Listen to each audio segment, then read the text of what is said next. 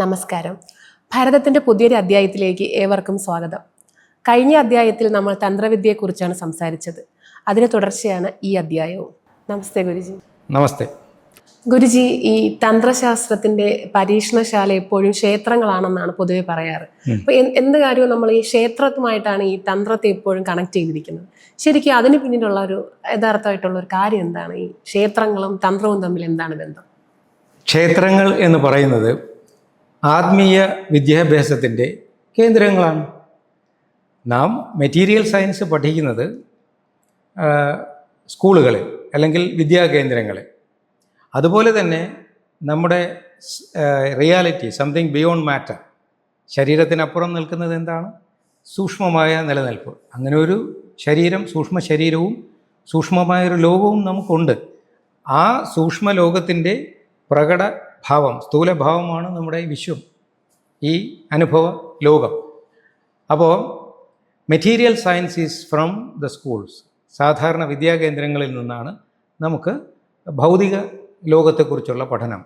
എന്നാൽ സൂക്ഷ്മ ലോകത്തെക്കുറിച്ച്, ആത്മീയ ലോകത്തെക്കുറിച്ചുള്ള പഠനം എവിടെ നിന്ന് ലഭിക്കും? അതാണ് ക്ഷേത്രങ്ങൾ. അതുകൊണ്ടാണ് ഭഗവത്ഗീതയിൽ കൃഷ്ണൻ പറഞ്ഞത് ഇദം ശരീരം കൗന്ദേയ ക്ഷേത്രമിത്യഭിധീയതേ എന്ന് പറഞ്ഞത്. അതായത് നമ്മുടെ ശരീരം തന്നെയാണ് ക്ഷേത്രം. പക്ഷേ ഈ ക്ഷേത്രം ബാഹ്യമായി കാണുന്നതല്ല. അതിനപ്പുറം പ്രാണമയം, മനോമയം, വിജ്ഞാനമയം, ആനന്ദമയം, 4 ശരീരങ്ങളിൽ സൂക്ഷ്മമായി ഇതിനകത്ത് തന്നെയുണ്ട്. പക്ഷെ നമുക്കറിയാവുന്നത് ഈ ഒരു ശരീരത്തെക്കുറിച്ചല്ലേ? അതെ. അപ്പോൾ ആന്തരികമായ ആ ശരീരങ്ങളെക്കുറിച്ച്, ആ നിലകളെക്കുറിച്ച്, ഭൂമികകളെക്കുറിച്ച് അറിയാനുള്ള പാഠങ്ങൾ പഠിക്കേണ്ടത് ക്ഷേത്രങ്ങളിൽ നിന്നാണ്. അവിടെയാണ് ക്ഷേത്രങ്ങൾ. ആ ക്ഷതത്തെ ത്രാണനം ചെയ്യുന്നതാണ് ക്ഷേത്രം. ക്ഷതമെന്ന് പറഞ്ഞാൽ അത് നമ്മുടെ അറിവില്ലായ്മ. അപ്പോൾ നമ്മുടെ ഇഗ്നോറൻസിനെ, അറിവില്ലായ്മയെ, അജ്ഞതയെ ത്രാണനം ചെയ്യുന്ന സ്ഥലമാണ് ക്ഷേത്രം. അവിടെ നാം കാണുന്ന ഓരോ ആചാരങ്ങളും ഓരോ ബിംബങ്ങളും ഓരോ ആശയത്തെയാണ് പ്രതിനിധാനം ചെയ്യുന്നത്. അതുകൊണ്ടാണ് അതിൻ്റെ മൂലവിഗ്രഹത്തെ വിഗ്രഹം എന്ന് വിളിക്കുന്നത്. അതിനർത്ഥം എന്താണ്? വിശേഷേണ ഗ്രഹ്യതേ, നിങ്ങൾ വിശദമായി ഗ്രഹിക്കേണ്ടതാണ് വിഗ്രഹം. അപ്പോൾ പലതരം തന്ത്ര ആശയങ്ങളെയാണ് ഈ പല ബിംബങ്ങളായിട്ട് അവിടെ അവതരിപ്പിച്ചിരിക്കുന്നത്. അതുകൊണ്ടാണ് ഈ ആൾക്കാർക്ക് ഭയങ്കര സംശയമാണ്. ഒരു മതത്തിലും ഈ ഒരു സംശയം വരാറില്ല. ഹിന്ദു മതത്തിൽ മാത്രമാണ്, ക്ഷേത്രങ്ങളിലാണ് ഈ രതിശില്പങ്ങൾ കൊത്തിവെച്ചിട്ടുണ്ട്. പലതരം ലൈംഗിക നിലകളെക്കുറിച്ചും ഒക്കെ ഇങ്ങനെ വളരെ ഡീറ്റെയിൽസൊക്കെ കൊടുത്തിട്ടുണ്ട്. അപ്പോൾ ആൾക്കാർക്ക് ഭയങ്കര സംശയമാണ്, എന്തിനിടെ ഇതൊക്കെ ചെയ്യുന്നത്? ഇത് ഈ ഭോഗലഹരിയും യോഗലഹരിയുമായിട്ടുള്ള ചേർച്ചയെ കാണിക്കാനാണ് അതവിടെ ചെയ്തിരിക്കുന്നത്. അതിനും അപ്പുറം നമുക്ക് കാണാനും മണക്കാനും രുചിക്കാനും സ്പർശിക്കാനും ഉള്ള എല്ലാ ഉപാധികളും അവിടെ ചർച്ച ചെയ്തിട്ടുണ്ട്. പ്രസാദം വായുടെ രുചിയാണ്. വളരെ മോശപ്പെട്ട പ്രസാദം അമ്പലത്തിൽ കിട്ടുമോ? ഇല്ല. നല്ല സ്നിഗ്ധവും ശുദ്ധവും മധുരവും ഉള്ളതുമായ രുചികരമായ ഭക്ഷണം ആണ് പ്രസാദമായി കിട്ടുന്നത്. ആ പ്രസാദം എന്ന് പറഞ്ഞാൽ സന്തോഷം തരുന്നത് എന്നാണ്. രണ്ടാമത് തീർത്ഥം. തീർത്ഥം എന്ന് വെച്ചാൽ ആ വളരെ ശുദ്ധി ഉള്ളതും എന്നാൽ പ്രകൃതിദത്തവുമായിട്ടുള്ള വെള്ളമാണ് കിട്ടുന്നത് തീർത്ഥമായിട്ട്. പിന്നെ അവിടെ കാണുന്ന ദീപാരാധന. ആ ദീപാരാധന നമ്മുടെ ശരീര ഊഷ്മാവിനെ നിലനിർത്തേണ്ടതിൻ്റെ ആവശ്യകതയെക്കുറിച്ചാണ് ചർച്ച ചെയ്യുന്നത്. എന്നിട്ട് അവിടെ നാം കൊടുക്കുന്ന ദണ്ഡനമസ്കാരം, ക്ഷേത്രത്തിന് വലം വയ്ക്കൽ, ഇതെല്ലാം ശരീരത്തിൻ്റെ അഗ്നിബലത്തെ വർദ്ധിപ്പിക്കാനുള്ളതാണ്. അപ്പോൾ ആഹാരം ഭൂമി, വെള്ളം തീർത്ഥം, വെള്ളം ജലം, ദെൻ ദീപാരാധന അഗ്നിബലം, ദെൻ ധൂപാരാധന നല്ല മണമാണ് അവിടെ ഉള്ളത്. അത് മൂക്കിനെയാണ് സ്റ്റിമുലേറ്റ് ചെയ്യുന്നത്. പിന്നെ നമ്മുടെ ഈ മണി അല്ലെങ്കിൽ മന്ത്രോച്ചാരണം, ഓരോ വിഗ്രഹത്തിനും അനുസരിച്ചിട്ട് ഓരോ തരം ഫ്രീക്വൻസിയും ഓരോ മന്ത്രവുമാണ് ഉപയോഗിക്കുന്നത്. അപ്പോൾ യഥാർത്ഥത്തിൽ പഞ്ചഭൂതങ്ങളുടെ ഒരു ശാക്തീകരണമാണ് ക്ഷേത്രത്തിൽ പ്രതിനിധാനം ചെയ്യുന്നത്. നാം പഠിക്കേണ്ടത് നമ്മുടെ തന്നെ പഞ്ചഭൂതാത്മകമായ ശരീരത്തെ എങ്ങനെയാണോ പരിരക്ഷിക്കേണ്ടത്, അതിനെ ഉപയോഗിച്ച് അതീന്ദ്രിയമായ അവസ്ഥയിലേക്ക് 5 ഭൂതങ്ങൾക്കപ്പുറത്തേക്ക് പോകേണ്ട വഴികൾ കണ്ടെത്താനുള്ള കേന്ദ്രമാണ് ക്ഷേത്രം. അതാണ് അവിടെ നിന്ന് പഠിക്കേണ്ടത്. പക്ഷേ അന്ധവിശ്വാസ ജടിലമായി ആൾക്കാർ അവിടെ പോയിട്ട് ഇത്ര രൂപ അവിടെ കൊടുത്താൽ എനിക്ക് ഇത്ര ഈശ്വരൻ്റെ കൃപ കിട്ടുമെന്നൊക്കെ ചിന്തിക്കുന്നത് അജ്ഞതയാണ്. ആ അജ്ഞത ഇല്ലാതാക്കാനാണ് അവിടെ പോകേണ്ടത്. അത് വേറൊരു വിഷയം. അപ്പോൾ ഈ കാണാനും കേൾക്കാനും മണക്കാനും രുചിക്കാനും സ്പർശിക്കാനുമായിട്ടുള്ള എല്ലാ പ്രതീകങ്ങളും അവിടെ കൊടുത്തിട്ടുള്ളത് മനുഷ്യ ഇതെല്ലാം നൈമിഷികങ്ങളാണ്, മായയാണ്, മിഥ്യയാണെന്ന് ബോധ്യപ്പെടുത്താനാണ്. മിഥ്യ ആയ ഈ ലോകത്തിൽ നാം ജീവിക്കുമ്പോൾ യഥാർത്ഥത്തിലുള്ള സത്യമായ ഒരവസ്ഥ ഈ മിഥ്യയ്ക്ക് പിന്നിലുണ്ട്. ആ സത്യത്തിലേക്കുള്ള ഒരു വിദ്യാ കേന്ദ്രം, അറിവിൻ്റെ കേന്ദ്രമാണ് ക്ഷേത്രം. അവിടെ പലപ്പോഴും ആൾക്കാർ ധരിക്കുന്ന രീതിയിലുള്ള സാങ്കേതികതയല്ല, വളരെ ഗൂഢമായ ശക്തികളുടെ ഒരു ഉറവിടമാണ് യഥാർത്ഥ ക്ഷേത്രങ്ങൾ. ഈ തന്ത്രയോഗയുടെ അല്ലെങ്കിൽ തന്ത്ര പ്രയോഗങ്ങളുടെ ഒരു കേന്ദ്രമാണ് സത്യത്തിൽ ക്ഷേത്രം.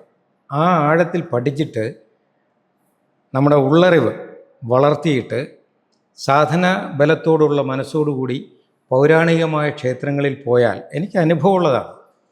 അവിടെ പല സ്ഥലങ്ങളിലും പല മൂർത്തികളുടെ സാമീപ്യം നമുക്ക് അനുഭവപ്പെടാം. മൂർത്തി എന്ന് പറഞ്ഞാൽ മൂർത്തമാകുന്നതാണ് മൂർത്തി, അല്ലെങ്കിൽ മൂർത്തമാക്കുന്നതാണ് മൂർത്തി. അതാണ് യഥാർത്ഥത്തിൽ ത്രസിക്കുക, മന്ത്രം, തന്ത്രം എന്ന് പറയുന്നത്. ഒരു കമ്പി വെറുതെ ഇങ്ങനെ എടുത്ത് പിടിച്ചാൽ അതിനകത്തൊന്നും ശബ്ദം വരില്ല. അതിനെ നന്നായിട്ട് ടെമ്പർ ചെയ്താൽ അത് വലിയുന്നതിനനുസരിച്ചിട്ട് സ്വയം ശബ്ദം പുറപ്പെടുവിക്കാൻ തുടങ്ങും. ശരിയല്ലേ? എന്നിട്ട് അതിൽ വെറുതെ ചെറിയൊരു കൊട്ട് കൊടുത്താൽ വലിയ ശബ്ദം ഉണ്ടാകും. അത് കൊട്ടിൻ്റെ ആ ട്രിഗറിൻ്റെ ശക്തിയും സ്ഥാനവും മാറ്റിയാൽ അതിനകത്തുനിന്ന് നമുക്ക് പലതരം വൈബ്രേഷനുകൾ ഉണ്ടാക്കാം. ആൾക്കാരെ രസിപ്പിക്കാനും നിരാശപ്പെടുത്താനും ഉപദ്രവിക്കാനുമൊക്കെ ഈ കമ്പനങ്ങൾ കൊണ്ട് പറ്റും. ശരിയല്ലേ? ശബ്ദത്തിൻ്റെ ശക്തി അപാരമാണ്. അതാണ് യഥാർത്ഥത്തിൽ ക്ഷേത്രത്തിലുള്ളത്. ഈ പ്രയോഗത്തെ അറിയണമെങ്കിൽ ഒരു ഉദാഹരണം മനസ്സിൽ വെച്ചാൽ മതി. ഒഴുകുന്ന വെള്ളത്തിൽ കറണ്ട് ഉണ്ടോ? ഇല്ല. അത് തൊട്ടാൽ കറണ്ട് അടിക്കില്ലല്ലോ. എന്നാൽ ഒഴുകുന്ന ഒരു നദിയെ ഒരു തടസ്സം വെക്കുക, ഡാം കെട്ടുക. തടസ്സപ്പെടുത്തുമ്പോൾ എന്ത് പറ്റും? ആ ഒഴുക്ക് നിലയ്ക്കും. ഇംഗ്ലീഷിൽ അതിനെ കൈനറ്റിക് എനർജി എന്ന് പറയും. ഒഴുകുന്ന വെള്ളത്തിൻ്റെ കൈനറ്റിക് എനർജി. അതിനെ തടഞ്ഞു നിർത്തി വെള്ളത്തെ ഒരു വലിയ വെള്ളക്കെട്ടുണ്ടാക്കുക. അപ്പോൾ അതിന് പൊട്ടൻഷ്യൽ എനർജി എന്ന് പറയും. അതല്ലേ ഡാം? അതെ. എന്നിട്ട് ആ ഡാമിൽ ഒരു തന്ത്രം പ്രയോഗിക്കും. എങ്ങനെയാ? അതിൻ്റെ താഴെ പെൻസ്റ്റോക്ക് പൈപ്പ് എന്ന് പറയും. നേർത്ത പൈപ്പുകൾ. നേർത്ത എന്ന് പറഞ്ഞാൽ ഡാമിൻ്റെ വലിപ്പം അനുസരിച്ച് നോക്കിയാൽ വളരെ നേർത്ത പൈപ്പാണ്. ഈ നേർത്ത പൈപ്പുകളിലൂടെ ഇതിനെ താഴേക്ക് വെള്ളം കൊണ്ടുപോകും. അപ്പോൾ ഇത്രയും ഏക്കറുകളോളം വ്യാപിച്ച് കിടക്കുന്ന കെട്ടിനിൽക്കുന്ന വെള്ളത്തിനെ ഒരു 1/2 മീറ്റർ വ്യാസമുള്ള അല്ലെങ്കിൽ 1 മീറ്റർ വ്യാസമുള്ള പൈപ്പിലൂടെ ഇതിനെ കൊണ്ട് താഴേക്ക് പോകും. എന്നിട്ട് അതിനെ വീണ്ടും നാരോ ആക്കിയിട്ട് തെറിപ്പിക്കും. ആ വെള്ളത്തിൻ്റെ ശക്തി നമുക്ക് സങ്കല്പിക്കാൻ കഴിയാത്തതാണ്. അതാണ് വലിയ ടർബൈനിൽ വച്ചിട്ട് അത് ആ വെള്ളത്തിൻ്റെ ശക്തിയിലാണ് ഇവൻ കറങ്ങുന്നത്. ആ ടർബൈൻ എന്ന് പറഞ്ഞാൽ എന്താണ്? ശരിക്കും ഒരു കമ്പിച്ചുറ്റ്, അതിൻ്റെ ഇരുവശവും കാന്തങ്ങൾ വെച്ചിട്ടുണ്ട്. അപ്പോൾ ഈ കമ്പിച്ചുറ്റ് ഇങ്ങനെ ഈ കാന്തിക വലയത്തിനകത്ത് നിന്ന് കറങ്ങുമ്പോഴാണ് നമുക്ക് കറണ്ട് കിട്ടുന്നത്. ഒഴുകുന്ന വെള്ളത്തിൽ നിന്നാണ് കറണ്ട് ഉൽപ്പാദിപ്പിച്ചത്. ആ ഐഡിയ ഒന്ന് ആലോചിച്ച് നോക്കിയേ. ഒഴുകുന്ന വെള്ളത്തെ ഒരു തടസ്സം കൊടുക്കുന്നു, തടസ്സത്തിൽ നിന്ന് പെൻസ്റ്റോക്ക് പൈപ്പ് വഴി കൊണ്ടുവന്ന് ഒരു ടർബൈന് കറക്കി കറണ്ട് ഉണ്ടാക്കുന്നു. ആ കറണ്ട് വെച്ച് നമുക്ക് എന്തെല്ലാം ചെയ്യാം? എന്തും ചെയ്യാം. ശാസ്ത്രത്തിൻ്റെ വികാസമാണ്. ഇതാണ് യഥാർത്ഥത്തിൽ തന്ത്രവും യന്ത്രവും. ഒന്ന് സങ്കല്പിച്ച് നോക്കിയാൽ നമ്മുടെ മനസ്സ് ഇങ്ങനെ വിശ്വം വ്യാപിച്ചൊഴുകുന്ന ഒരു നദിയായി സങ്കല്പിക്കും. ആ നദിയെ എന്താണ് മന്ത്രം? മനത്രാണനം മന്ത്രം. മനസ്സിനെ ത്രാണനം ചെയ്യണം, തടയണം. ആ ഒഴുകുന്ന മനസ്സിനെ, പ്രപഞ്ച ആസകലം വികസിച്ച് നിൽക്കുന്ന ആ മനസ്സിനെ ഒരു മന്ത്രം കൊണ്ട് അങ്ങോട്ട് തടയുക. ഡാം കെട്ടി. അപ്പോൾ മനസ്സിൻ്റെ ഒഴുക്ക് നിൽക്കും. അപ്പോൾ ആ കൈനറ്റിക് എനർജി മാറി അവനങ്ങോട്ട് ത്രസിക്കാൻ തുടങ്ങും. That is what is called മന്ത്രം. അപ്പോൾ ഈ ഡാം കെട്ടുന്നതാണ് മന്ത്രയോഗമാണ്. ആ ത്രസിപ്പിക്കുമ്പോൾ ആ വൈബ്രേഷനെ, അതാണ് തന്ത്രം. അവിടെ നമ്മൾ പെൻസ്റ്റോക്ക് പൈപ്പ്, മനസ്സിൻ്റെ ചലനം പ്രാണൻ്റെ നൂലുകളിലൂടെയാണ്. ഇതിനെയാണ് ഈ ശരനൂലെന്ന് കേട്ടിട്ടുണ്ട്. ശരയോഗം എന്നൊക്കെ പറയും. ശരനൂൽ ശാസ്ത്രം. യഥാർത്ഥത്തിൽ ആൾക്കാർ പറഞ്ഞങ്ങനെ ആയതാണ്. ശരനൂലിൻ്റെ യഥാർത്ഥ പേര് സ്വരനൂൽ എന്നാണ്. അതായത് നമ്മുടെ ഈ പ്രപഞ്ചം മുഴുവൻ ശബ്ദനൂലുകളാണ്. ഇവിടെ കിട്ടുന്നുണ്ടാവും. ഭയങ്കര രസമാണ്. സ്വരചന്ദ്രിക എന്നൊരു പുസ്തകമുണ്ട്, ഹംസയോഗചന്ദ്രിക. ഇതിലൊക്കെ ഈ സ്വരത്തെക്കുറിച്ച് ബ്രഹ്മാണ്ഡ ഖണ്ഡ ഭിണ്ടാദ്യ സ്വരൈനേവ വിനിർമ്മത എഴുതിയിരിക്കുന്നതാണ്. ഈ ബ്രഹ്മാണ്ടവും അണ്ടാണ്ടവും ഭിണ്ടാണ്ടവും എല്ലാം സ്വര നൂലുകളാൽ സൃഷ്ടിക്കപ്പെട്ടിരിക്കുന്നു. സ്ട്രിങ് തിയറിയാണ്. എത്ര 1000 വർഷമായത് എഴുതിയിട്ടെന്നറിയോ? അത് പക്ഷേ പുസ്തകത്തിൽ വായിച്ചിട്ടൊരു കാര്യമില്ല. We can feel it. അപ്പോൾ ഈ മനസ്സാകുന്ന നദിയെ മന്ത്രം കൊണ്ട് തടഞ്ഞ്, പിന്നെ പെൻസ്റ്റോക്ക് പൈപ്പ് എന്ന് പറയുന്ന പോലെ നമ്മുടെ ചില സെലക്റ്റഡ് നാഡികളുണ്ട്, അതിലൂടെ ഇതിനെ ഡയറക്റ്റ് ചെയ്യണം. അങ്ങനെ ഡയറക്റ്റ് ചെയ്ത് 108 മർമ്മങ്ങൾ ഈ വിജ്ഞാന ഭൈരവതന്ത്രത്തിൽ തന്നെ 112 വിദ്യകളെക്കുറിച്ച് പറയുന്നുണ്ട്. 112 വെച്ചാൽ 108 ശരീരത്തിൻ്റെ മർമ്മങ്ങളും, പിന്നെ മനസ്സ്, അതിൻ്റെ ജാഗ്രത, സ്വപ്ന, സുഷുപ്തി, തുരീയം, ഈ 4 അവസ്ഥയും കൂടെ ചേർത്തുകൊണ്ടാണ് 112 പറഞ്ഞിരിക്കുന്നത്. അപ്പോൾ ഈ 112 കേന്ദ്രങ്ങൾ, ഈ എന്താണ് ടർബൈനുകളായിട്ട് വേണമെങ്കിൽ നമുക്കതിനെ സങ്കല്പിക്കാം. ഈ മർമ്മങ്ങളിൽ പ്രാണനെ കൊണ്ട് ചുറ്റിച്ചാൽ, അതിനെ ഈ അപ്ലൈ ചെയ്താൽ, ആ തന്ത്രം അവിടെ പ്രയോഗിച്ചാൽ അതൊരു യന്ത്രമായി പ്രവർത്തിക്കും. ടർബൈൻ എന്ന് പറഞ്ഞാൽ യന്ത്രമാണ്. എന്തുണ്ടാക്കുന്ന യന്ത്രം? കറണ്ട് ഉണ്ടാക്കുന്ന യന്ത്രം. അപ്പോൾ ഈ മനസ്സിനെ തന്ത്രത്തിൽ തടഞ്ഞ്, മന്ത്രത്തിലൂടെ തടഞ്ഞ്, നാഡികളിലൂടെ ചലിപ്പിച്ച് മർമ്മമാകുന്ന യന്ത്രത്തെ ട്രിഗർ ചെയ്താൽ you can produce bio electricity. മനഃശക്തിയെ മന്ത്രശക്തിയാക്കി മാറ്റാം. ഈ ശക്തിയെ നിങ്ങൾക്ക് എന്ത് കാര്യത്തിനും ഉപയോഗിക്കാം. That is what is called തന്ത്രയോഗം അഥവാ മന്ത്രയോഗം. അത് നല്ല കാര്യങ്ങൾക്ക് നിങ്ങൾക്കത് ഉപയോഗിച്ചാൽ അതിനെ സത് മന്ത്രവാദം എന്നും, മോശം കാര്യങ്ങൾക്കത് ഉപയോഗിച്ചാൽ ദുർമന്ത്രവാദം എന്നും പേര്. അതായത് ഒരു കത്തി, ഒരു സർജിക്കൽ ബ്ലേഡ്, അതൊരു നല്ല സർജൻ്റെ കയ്യിൽ കൊടുത്താൽ അതൊരു ജീവനെ രക്ഷിക്കാൻ ഉപയോഗിക്കും. ആ കത്തി തന്നെ ഒരു ദുഷ്ടൻ്റെ കയ്യിൽ കിട്ടിയാൽ അതൊരു ജീവൻ എടുക്കാൻ ഉപയോഗിക്കും.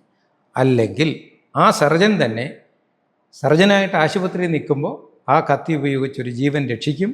അദ്ദേഹത്തെ തെരുവിൽ വെച്ച് ആക്രമിച്ചാൽ ഒരുപക്ഷെ ആ കത്തി വെച്ച് തന്നെ ഒരു ജീവൻ അദ്ദേഹം എടുക്കുകയും ചെയ്യും. ശരിയല്ലേ? ഇതാണ് യഥാർത്ഥത്തിൽ മന്ത്രവും തന്ത്രവും ആയിട്ടുള്ള വ്യത്യാസം. പിന്നെ ഈ മന്ത്രവും തന്ത്രവും കൃത്യമായും പ്രയോഗിക്കപ്പെടുന്നത് യന്ത്രങ്ങളിലൂടെയാണ്. ഇപ്പോൾ നിങ്ങൾ ഒരുപക്ഷെ കേട്ടിട്ടുണ്ടാകും, ചില സ്ഥലങ്ങളിൽ വിൽപ്പനയ്ക്ക് വെച്ചിട്ടുണ്ട്. എന്താണ്? യന്ത്രങ്ങൾ. കേട്ടിട്ടില്ലേ? ചില ജ്യോത്സ്യന്മാരൊക്കെ ഇത് വിൽക്കാറുണ്ട്. ആൾക്കാർ മേടിച്ച് വീട്ടിലൊക്കെ കൊണ്ടുവെക്കും. ഇത് ഒരു ആശയത്തെ, ഈ ക്ഷേത്രം പോലെയാണ്, ഒരാശയത്തെ കൃത്യമായ ഉപാധികളിലൂടെ സജീവമാക്കി തലമുറകളോളം നിലനിർത്തിയതാണ് ഈ പ്രതീകങ്ങൾ.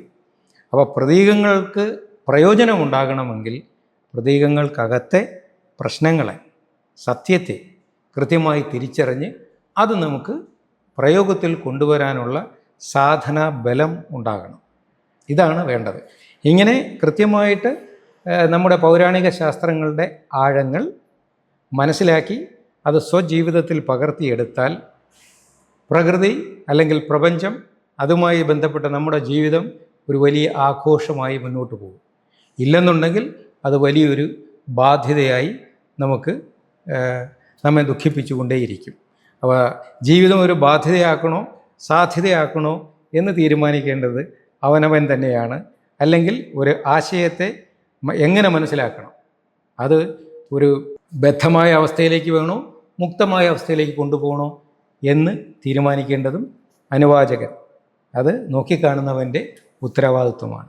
തന്ത്രശാസ്ത്രത്തെക്കുറിച്ചുള്ള ഗുരുജിയുടെ അറിവുകൾ ഉപയോഗപ്രദമാണെന്ന് കരുതുന്നു. അറിവും അത്ഭുതവും തേടിയുള്ള യാത്ര തുടരും. മറ്റൊരു വിഷയമായി വീണ്ടും കാണാം. നന്ദി, നമസ്കാരം. കാലം മറച്ചുപിടിച്ച ഭാരതീയ പൈതൃകത്തിന്റെ വിസ്മയങ്ങളിലേക്ക് ഒരു തിരിഞ്ഞുനോട്ടം. വരും തലമുറയ്ക്കായി നമ്മുടെ പൗരാണിക അറിവുകളുടെ ആഴം വെളിപ്പെടുത്തുകയാണ് ഭരതം എന്ന ഈ പരമ്പരയിലൂടെ. ഈ ശ്രമത്തിൽ പങ്കാളികളാകാൻ ഇന്റിമസി യൂട്യൂബ് ചാനൽ സബ്സ്ക്രൈബ് ചെയ്യുക. നിങ്ങളുടെ പ്രോത്സാഹനമാണ് ഞങ്ങളുടെ ഊർജം.